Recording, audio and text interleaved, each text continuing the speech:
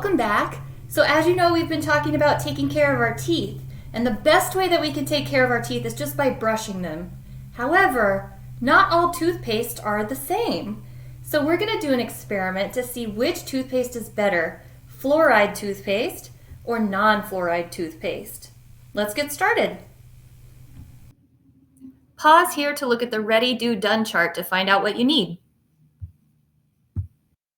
So step one, we're going to take the non-fluoride toothpaste, that's this one, and we're going to take one hard-boiled egg and then just cover it in the toothpaste. Actually, I'm going to get my plastic bag ready to go, because once we've done that, we're going to put our egg in the bag to sit overnight.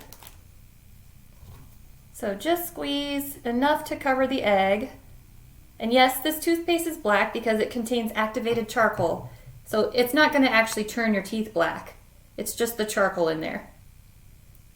So we want to cover up all the whites of the egg.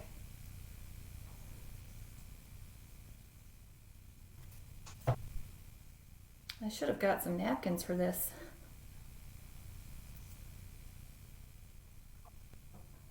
It's like finger painting.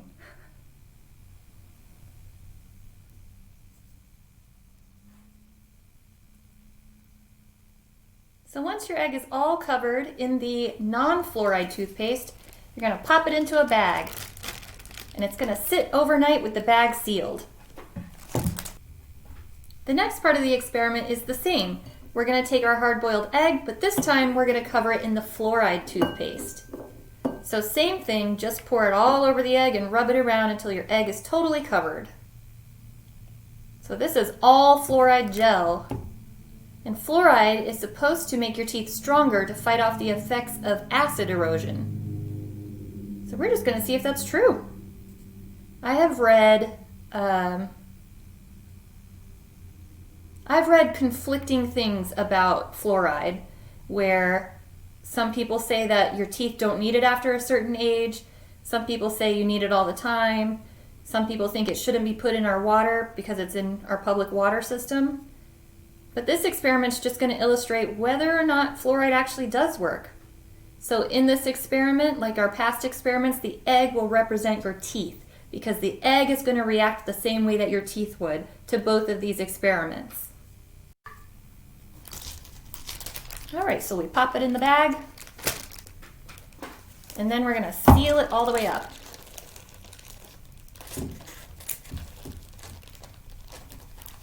So now we're going to let these two eggs rest overnight so that they can absorb whatever it is that they're getting out of the toothpaste that's supposed to make your teeth stronger. So at this point, we want to make an educated guess or a hypothesis on what we think is going to happen. A hypothesis is taking all the information that you already know and predicting what the outcome will be. So you might predict that the egg without fluoride is going to be stronger, possibly whiter than the egg that was in fluoride, or vice versa. You might think this egg is going to be stronger or whiter. So make your guess now, and then tomorrow we're going to do the rest of the experiment. So in part 2, you're going to need some vinegar, and this will act as our acid.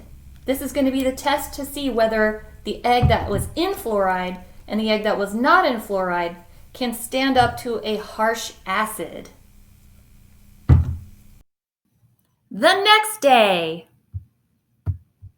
All right, guys, so our eggs have been soaking in non-fluoride toothpaste and fluoride toothpaste overnight. So now we're going to do the second part of our experiment. So this part, we are going to need some distilled white vinegar, or really any vinegar will do, but we're going to use white distilled for this experiment, and 2 jars.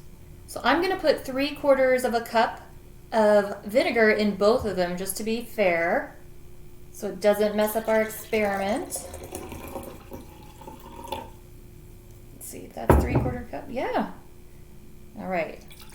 So I'll have my 3/4 cups in both jars, and then I'm going to take my eggs out of their bags and pop them into the jar.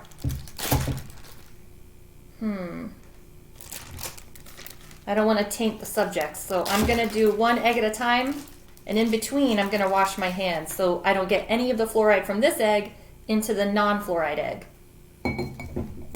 Whoop. Be right back. Okay, now for the non-fluoride egg. That's going to go into this jar of vinegar. Woo. And the reason being is because vinegar is an acid, and acid breaks down the enamel of your teeth. So hopefully by soaking it in fluoride, it'll keep your teeth stronger. So we're actually going to leave this overnight and then come back and check on our results tomorrow. The next day. Okay, so day 3 of the experiment. Now we're going to check the eggs. I see a lot of little bubbles all over the eggs. I'm just going to check the one that wasn't in fluoride first.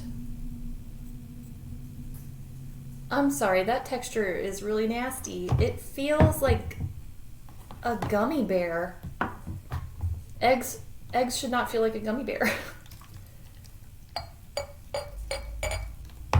Oh my goodness, it's squishy. Eggs should not be squishy. Ew, okay. Sorry, that grossed me out. Okay, so that's the one without fluoride. Let's try the one that was in fluoride. Please don't be gross. Okay, this one's still sturdy. It still has the properties of an egg. That one's just so gross. So I think this proves that fluoride really does strengthen your teeth and that it might be important to keep using fluoride toothpaste, but maybe only when you're young. And I'll tell you why. When you're little, anytime you smile, you are showing your baby teeth, which are the placeholders for your adult set of teeth. And just like real magic, they were inside you all along. That's right, your adult teeth are up in your jaw waiting for the right time to come out. While they wait, they're growing and hardening. When you drink tap water, you are ingesting fluoride. This fluoride is absorbed into your bloodstream, where it gets deposited into your teeth. If you don't drink tap water, for example, you only drink purified or bottled water, you're not getting that fluoride. And this is where toothpaste with fluoride added could help. So fluoride seems great at strengthening your teeth and preventing cavities. However, you can have too much of a good thing. So fluoride seems great at strengthening your teeth and preventing cavities. However, you can have too much of a good thing. Too much fluoride can cause a condition called fluorosis, in which your teeth will grow white, yellow, or brown spotting. So how do we find the right balance of getting enough fluoride without getting too much fluoride? Well, one of the things you want to do is limit your brushing to twice a day, once in the morning, once at night, as well as only using a pea-sized amount of toothpaste. You don't need a whole lot to do the job. And lastly, make sure you spit out your toothpaste rather than swallow it when you're done brushing your teeth. So that is it for today's experiment. I hope you found it insightful and interesting, and I will see you next time. Bye!